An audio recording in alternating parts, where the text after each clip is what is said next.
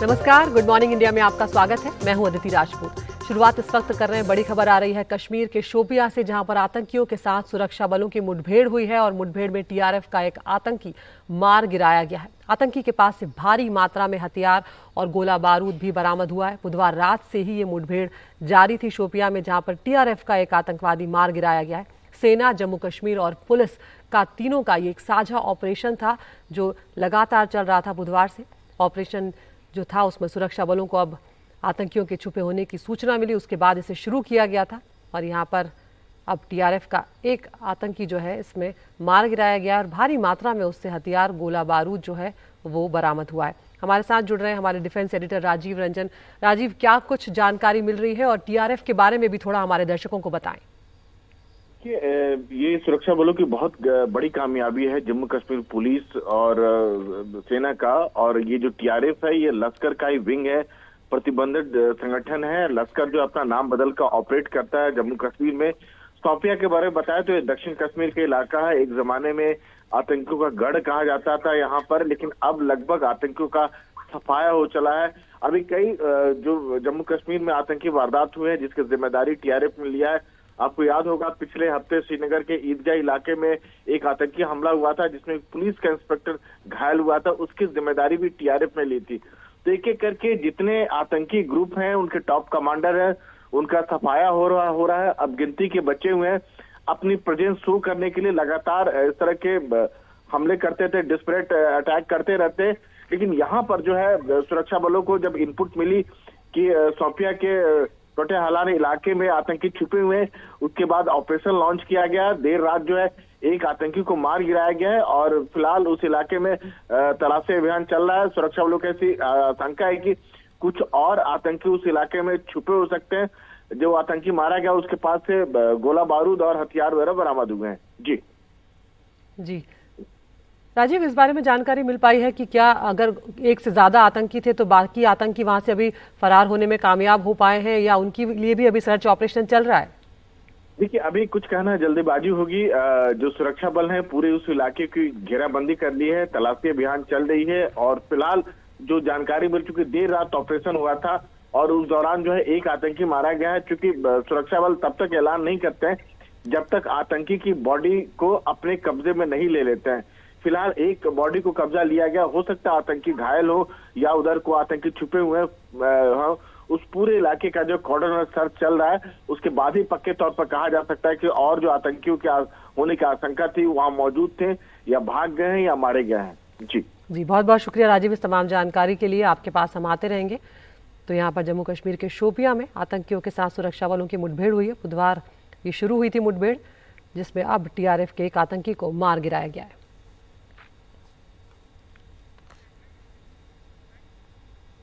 और जम्मू कश्मीर से ही अगली खबर, रामगढ़ इलाके में पाकिस्तान ने एक बार फिर से सीज फायर का उल्लंघन किया है।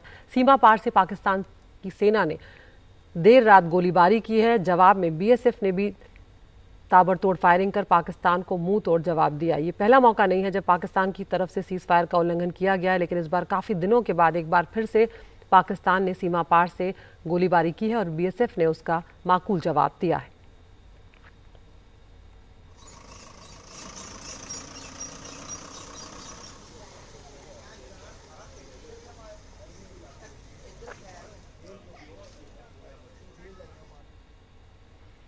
सियाचिन की लाइफलाइन कहे जाने वाले चीता और चेतक हल्के हेलीकॉप्टर अगले 3 से 4 सालों में सेना से रिटायर होने लगेंगे। सियाचिन और दूसरे दुर्गम इलाके जो हैं वहां पर ये हेलीकॉप्टर जो है काफी मददगार साबित हुए हैं, चाहे दुश्मनों पर नजर रखने का मामला हो, चाहे सुरक्षा बढ़ाने का मामला हो। और अब ये जो हेलीकॉप्टर्स हैं इनकी जगह HAL के लाइट यूटिलिटी हेलीकॉप्टर्स जो हैं वो लेने वाले हैं। तो लगातार बहुत ही लंबे वक्त से ये जो हेलीकॉप्टर हैं चीता और चेतक सेना के साथ मदद करते रहे हैं और इनकी बहुत ज़रूरत भी थी और बहुत ही अहम मौक़ों पर ये मददगार भी साबित हुए हैं। लेकिन अब धीरे धीरे जैसे जैसे तकनीक आगे बढ़ रही है, नई तकनीक के चलते अब नई चीज़ें जो हैं वो सेना और वायुसेना में शामिल भी की जा रही हैं। और ऐसे में यहाँ पर अब ये जो हेलीकॉप्टर हैं चीता और चेतक, जो हल्के हेलीकॉप्टर्स हैं, वो अगले 3 से 4 सालों में सेना से रिटायर होने लगेंगे।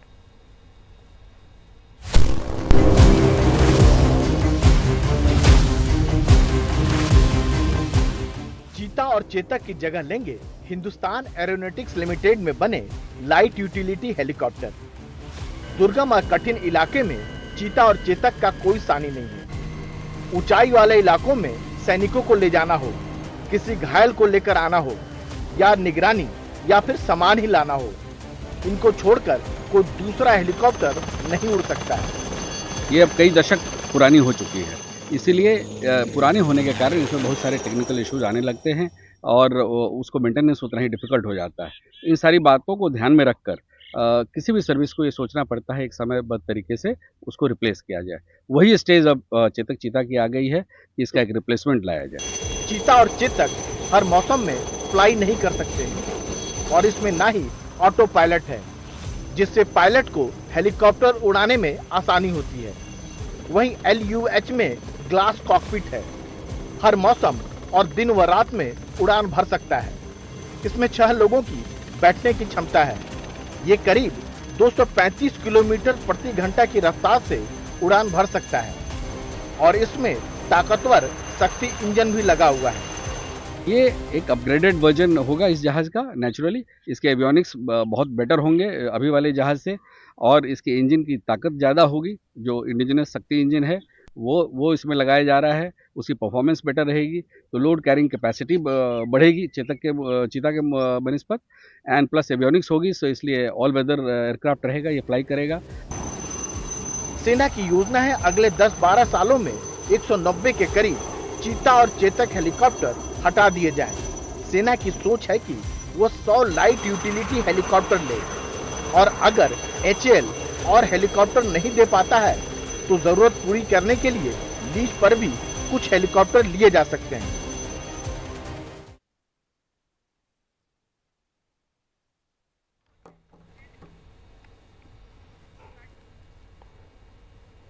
और अब बात टीएमसी सांसद महुआ मोइत्रा की। उन पर संसद में पैसे लेकर सवाल पूछने के आरोप में एथिक्स कमेटी की रिपोर्ट जो है वो सामने आई है। सूत्रों के हवाले से खबर ये मिल रही है कि इस रिपोर्ट में महुआ के व्यवहार को अनैतिक मानते हुए उनकी संसद सदस्यता रद्द करने की सिफारिश की गई है और इसके अलावा रिपोर्ट में कई और बिंदुओं पर भी फोकस किया गया है। आज लोकसभा की एथिक्स कमेटी की एक बैठक शाम 4 बजे होने वाली है, जिसमें ड्राफ्ट रिपोर्ट को स्वीकार किया जा सकता है।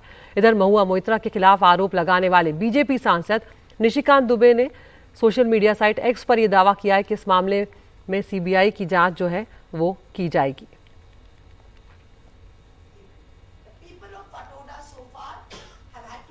तो अब देखते हैं आज क्या कुछ निकल कर आता है, लेकिन यहाँ पर महुआ मोइत्रा की मुश्किलें जो है वो खत्म होती हुई फिलहाल नजर नहीं आ रहे हैं। यहाँ तक कि जिस तरह से कमेटी की रिपोर्ट सामने आ रही है उसमें हो सकता है महुआ मोइत्रा की संसद सदस्यता भी चली जाए। और शिक्षक भर्ती घोटाले में ईडी ने आज तृणमूल सांसद और ममता बनर्जी के भतीजे अभिषेक बनर्जी को पेश होने का समन भेजा है। उन्हें आज सुबह 11 बजे पेश होने को कहा गया। इससे पहले ईडी ने उन्हें 3 अक्टूबर और 9 अक्टूबर को पेश होने के लिए समन भेजा था, लेकिन वो पेश नहीं हुए। पश्चिम बंगाल के मंत्री जो हैं शशि पांजा, उनके मुताबिक अभिषेक बनर्जी आज ईडी के सामने पहुंचेंगे। इस मामले में ईडी 13 सितंबर को अभिषेक बनर्जी से करीब 9 घंटों तक पूछताछ कर चुकी है।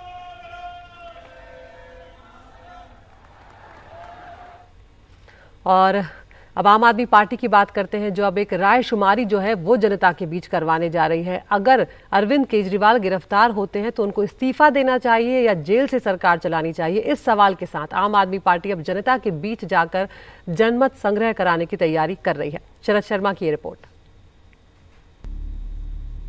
आम आदमी पार्टी के दिल्ली के विधायकों पार्षदों की मुख्यमंत्री अरविंद केजरीवाल के साथ हुई बैठक के बाद पार्टी ने तय किया है कि अरविंद केजरीवाल की गिरफ्तारी की आशंका का मुद्दा वो जनता के बीच लेकर जाएगी और जनमत संग्रह करवाएगी कि अगर केजरीवाल गिरफ्तार हो गए तो क्या उन्हें इस्तीफा देना चाहिए या जेल से ही सरकार चलानी चाहिए। अब दिल्ली के अंदर एक एक घर में, एक एक जगह जा जाकर, एक एक गली में जा जाकर रेफरेंडम चलाया जाएगा। लोगों से जन संवाद किया जाएगा और लोगों की विचार जाना जाएगा कि क्या दिल्ली के मुख्यमंत्री श्री अरविंद केजरीवाल जी को इस्तीफा देना चाहिए या तिहाड़ से सरकार चलानी चाहिए। मुझे लगता है कि विपक्षी बीजेपी आम आदमी पार्टी पर सवाल उठा रही है। मुझे लगता है कि आम आदमी पार्टी भ्रष्टाचार के मुद्दे से ध्यान हटाने के लिए इस तरह के फर्जी जनमत संग्रह की बात कर रही है, या हम इसे यूं भी कह सकते हैं कि अब दिल्ली में भी हमें अरविंद केजरीवाल के रूप में राजनीति का नया लालूकरण देखने को मिल सकता है। आम आदमी पार्टी की रायशुमारी से पहले एनडीटीवी ने दिल्ली की जनता से उनके मन की बात जानने की कोशिश की। जेल से सरकार चलाए, वहीं करें, इस्तीफा ना दें। इस्तीफा क्यों देंगे? चीफ मिनिस्टर है, कोई हंसी खेल थोड़ा ही है। ऐसा मुझे लगता नहीं है कि केजरीवाल जी ने कुछ गलत किया होगा। अब जो बंदा गलत कर रहा है उसके साथ पब्लिक कैसे जा सकती है, उसके साथ कैसे दे सकती है? हाँ। जो हो रहा है उनके साथ वैसे होना चाहिए, इस्तीफा दे देना चाहिए। आम आदमी पार्टी ये मान चुकी है, ये मानकर चल रही है कि अगर ईडी का नोटिस आया है तो देर सवेर ईडी अरविंद केजरीवाल को गिरफ्तार जरूर करेगी। इसलिए अब वो इस लड़ाई को राजनीतिक तौर पर लड़ना चाहते हैं और इसीलिए जनमत संग्रह कराकर जनता के बीच जाने की तैयारी है। जमीन पर, सड़क पर इस लड़ाई को लड़ने की तैयारी है। दिल्ली से मैं शरद शर्मा, एनडीटीवी इंडिया। राम दरबार यानी अयोध्या में आज योगी कैबिनेट की पहली बैठक होने जा रही है। अयोध्या में आयोजित होने वाले दीपोत्सव से ठीक 2 दिन पहले इस कैबिनेट की बैठक में कई अहम प्रस्तावों पर मुहर लगने की भी उम्मीद है। इससे पहले मुख्यमंत्री योगी प्रयागराज और वाराणसी की भी कैबिनेट की बैठक कर चुके हैं। अयोध्या में आज ये जो बैठक होगी ये रामकथा पार्क में आयोजित हो रही है और बैठक के पहले पूरी योगी कैबिनेट जो है वो हनुमानगढ़ी और श्री राम जन्मभूमि दर्शन के लिए भी जाएगी। तो देखते हैं आज क्या कुछ इस बैठक के बाद निकल कर सामने आता है। तो राम दरबार में आज योगी के मंत्री जो हैं वो जुटने वाले हैं। प्रयागराज वाराणसी में जो बैठक है वो हो चुकी है। तो आज कई महत्वपूर्ण फैसले जो है माना जा रहा है लिए जा सकते हैं। अब त्यौहार भी आ रहा है, दीपोत्सव से ठीक 2 दिन पहले कुछ प्रस्ताव ऐसे होंगे जिन पे मुहर लग सकती है और 12 से ज़्यादा अहम प्रस्तावों को मंजूरी मिलने की संभावना जो है वो यहाँ पर जताई गई है। हनुमानगढ़ी और श्री राम जन्मभूमि भी जाएंगे मुख्यमंत्री योगी आदित्यनाथ और उनकी कैबिनेट के साथी।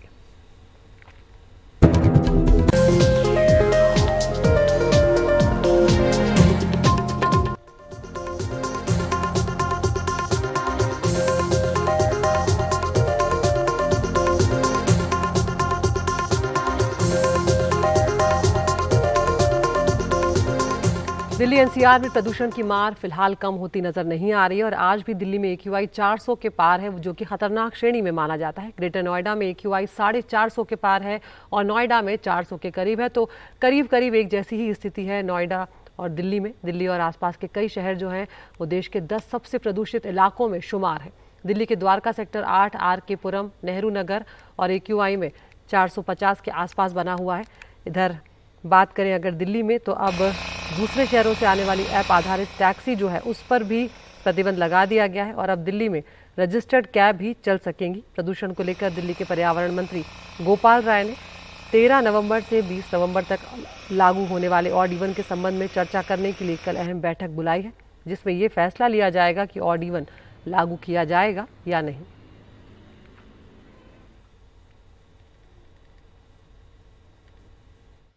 ऑड इवन को लेकर के ऑब्जर्वेशन जो MS क्यूरी की तरफ से रखा गया था उसको ऑर्डर में उन्होंने दिया है कि ऑड इवन को लेकर के अब तक स्टडीज क्या कहती हैं।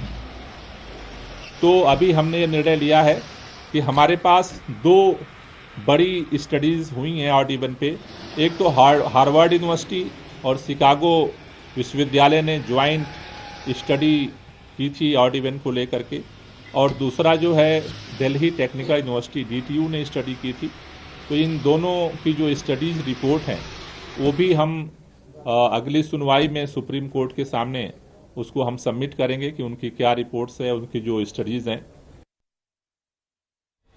तो प्रदूषण को लेकर सरकार कोशिश कर रही है कि किसी तरह से प्रदूषण काबू में आ जाए और अब कृत्रिम बारिश का सहारा भी लेने की तैयारी कर रही है दिल्ली सरकार। पर्यावरण मंत्री गोपाल राय ने IIT कानपुर की टीम के साथ बैठक बुलाई है। इससे पहले भी एक बार 2018 में कृत्रिम बारिश की योजना बनाई गई थी। IIT कानपुर के प्रोफेसर्स ने तैयारी भी कर ली थी, लेकिन मौसम अनुकूल न होने की वजह से ये संभव नहीं हो पाया और अब फिर ये संभावना बन रही है कि दिल्ली में कृत्रिम बारिश की जाए। लेकिन अब सबके मन में ये सवाल उठता है कि ये कृत्रिम बारिश होती कैसे। तो आपको बताते हैं, यहाँ पर आसमान में सिल्वर आयोडाइड का छिड़काव जो है वो किया जाता है और एयरक्राफ्ट की मदद से ये छिड़काव जो है किया जाता है। सिल्वर आयोडाइड हवा और मौजूद बादलों के संपर्क में आता है और सिल्वर आयोडाइड बर्फ की तरह एक होता है, नमी वाले बादलों में पानी की मात्रा बढ़ाता है और तेज गति से बादल जो हैं वो फिर उसकी वजह से बनने लगते हैं और इन्हीं बादलों से बारिश होती है। इसे क्लाउड सीडिंग भी कहा जाता है।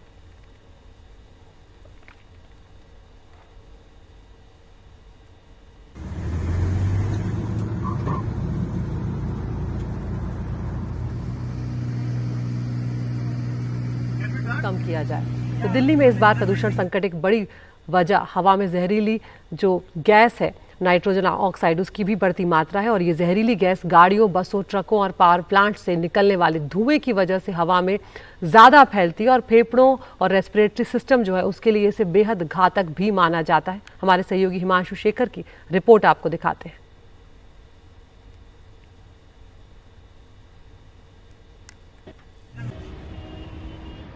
दिल्ली की हवा में जहरीली नाइट्रोजन डाइऑक्साइड गैस यानी NO2 की मात्रा पिछले साल अक्टूबर के मुकाबले इस साल 60% ज्यादा पाई गई है। Centre for science and environment ने अपनी ताजा रिपोर्ट में ये खुलासा किया है। CSE के मुताबिक दिल्ली के ट्रैफिक हॉटस्पॉट्स पर NO2 की मात्रा शहर के दूसरे इलाकों के मुकाबले 3 से 4 गुनी ज्यादा पाई गई है। Centre for science and environment ने अपनी जांच में पाया है कि दिल्ली के ITO ट्रैफिक इंटरसेक्शन पर सबसे ज्यादा जहरीली नाइट्रोजन डाइऑक्साइड गैस की मात्रा पाई गई है। नाइट्रोजन डाइऑक्साइड गैस गाड़ियों में पेट्रोल और डीजल के कंबस्शन से जो धुआं निकलता है उसके जरिए हवा में पहुंचती है और इसलिए ITO ट्रैफिक इंटरसेक्शन जहां पर हर रोज 24 घंटे में हजारों लाखों गाड़ियां गुजरती हैं, NO2 की जो संख्या है वो हवा में सबसे ज्यादा पाई गई है। दूसरे नंबर पर नेहरू नगर का इलाका है, जबकि तीसरे नंबर पर सिरी फोर्ट इंस्टीट्यूशनल एरिया है। जहां तक NCR रीजन का सवाल है, सबसे ज्यादा NO2 गाजियाबाद के संजय नगर और इंदिरापुरम इलाके में पाया गया है, जबकि नोएडा में सेक्टर 125 और सेक्टर 1 में सबसे ज्यादा NO2 जांच में पाया गया। डॉक्टरों के मुताबिक NO2 का सबसे ज्यादा असर फेफड़ों पर पड़ता है और लोगों को आमतौर पर सर्दी, खांसी, छींकें, वीजिंग जैसी स्वास्थ्य समस्याओं से जूझना पड़ता है। जैसे कि अस्थमा है वो इसमें ज्यादा ट्रिगर हो जाता है। प्रेग्नेंट वुमेन को खास तौर पे ध्यान देने की जरूरत है। इसके अलावा जो छोटे बच्चे हैं, क्योंकि उनके जो लंग्स हैं वो डेवलपिंग फेज में होते हैं, तो उनको भी एक्स्ट्रा ध्यान देने की जरूरत है। जिस समय पोल्यूशन का स्तर ज्यादा है उस समय वो बाहर खेलने से बचें। जो पिछले 3-4 दिनों में जो हमारा एयर क्वालिटी इंडेक्स है काफी इम्प्रूव हुआ है और दिल्ली की जनता को मैं धन्यवाद करना चाहूंगी कि दिल्ली की जनता ने हमारी अपील को सुना और इन एक्टिविटीज पे अगर हमने बैन लगाया है तो उन सब नियमों को आप पालन किया जो नगर निगम ने लगाए हैं। और मैं बिल्कुल नहीं चाहती कि हमारी एनफोर्समेंट टीम जो है चालान काटे, हमारी ऐसी कोई मंशा नहीं है। हम दिल्ली की जनता की सेहत की फिक्र है। Indian institute of tropical meteorology के मुताबिक 16 नवंबर तक दिल्ली में प्रदूषण वेरी पुअर से सीवियर कैटेगरी में रहने की आशंका है। जाहिर है आम लोगों को अगले 9 दिन बेहद सतर्क रहना होगा। दिल्ली से कैमरा पर्सन संजय कौशिक के साथ हिमांशु शेखर, NDTV इंडिया। और ऐसा नहीं है कि प्रदूषण सिर्फ दिल्ली NCR को ही प्रभावित कर रहा है। पंजाब से लेकर पाकिस्तान और बंगाल की खाड़ी तक धुंध की चादर जो है वो नजर आ रही है। मुंबई में भी AQI का स्तर लगातार ऊपर जा रहा है। अमेरिका की स्पेस रिसर्च एजेंसी नासा ने कुछ सैटेलाइट तस्वीरें जारी की हैं जिससे पता चल रहा है कि दिल्ली से लेकर पाकिस्तान और बंगाल की खाड़ी में कितना प्रदूषण जो है वो बना हुआ है और धुंध की चादर जो है वो साफ तौर पर नजर आ रही है। तो मौसम भी बदल रहा है, ग्लोबल वार्मिंग का असर भी हम देख रहे हैं और धीरे धीरे प्रदूषण जो है वो अब फैलता जा रहा है। सिर्फ दिल्ली NCR नहीं और भी राज्यों को ये अपनी चपेट में लेता हुआ दिख रहा है।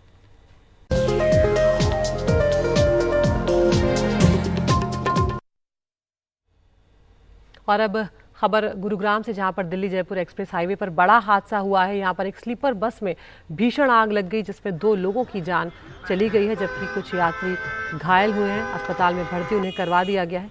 यूपी के हमीरपुर जा रही थी ये बस जब उसमें आग लगी और एक बड़ा हादसा ये हुआ है। भयावह आग इसे बताया गया। गैस सिलेंडर में ब्लास्ट के चलते ये घटना हुई है और तस्वीरें देखकर आप अंदाज़ा लगा सकते हैं कि किस तरह कुछ ही क्षणों में बस पूरी तरह से आग की चपेट में आ गई। 13 लोग इसमें अभी भी गंभीर बताए जा रहे हैं।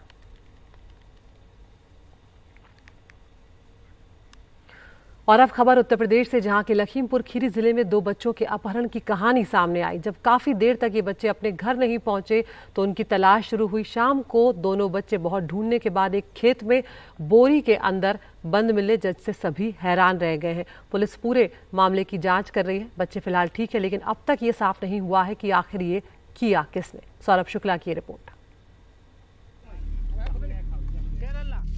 लखीमपुर खीरी से एक चौंकाने वाला वीडियो सामने आया है। खेत में पड़ी एक बोरी को ग्रामीण खोलते हैं तो उसमें से 4 साल का बच्चा निकलता है। वहीं पास में ही एक और बच्चा रो रहा था। दरअसल ये पूरा मामला अपहरण का था। पुलिस ने मुकदमा दर्ज कर लिया है। एक युवक को भी हिरासत में लिया है। पूछताछ में फिरौती की बात सामने आई है।